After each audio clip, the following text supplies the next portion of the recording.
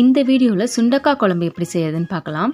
அதுக்கு ஃப்ரெஷ்ஷாக இருக்க சுண்டைக்காயை 1-2 உடைச்சி எடுத்து தண்ணியில் போட்டு தனியாக எடுத்து வச்சுக்கோங்க.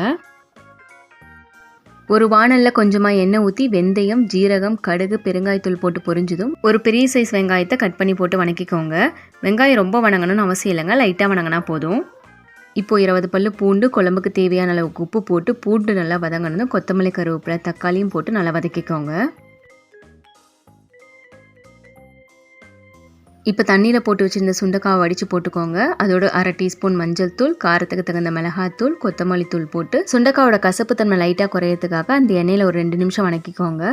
வணங்கினதும் ஒரு 1 இன்ச் சைஸ் புளியை தண்ணியில் போட்டு கரைச்சி ஊற்றிக்கோங்க. அதோட குழம்புக்கு தேவையான அளவுக்கு தண்ணி ஊற்றி மூடி போட்டு ஒரு 10 நிமிஷம் அப்படியே விட்டுருங்க. சுண்டைக்காய் நல்லா வெந்து வரட்டும்.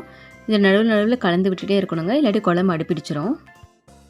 இப்போ பாருங்கள், ஒரு 10 நிமிஷத்துக்கு அப்புறம் எண்ணெய் நல்லா மிதந்து சுண்டைக்காய் குழம்பு ரெடி ஆயிடுச்சு.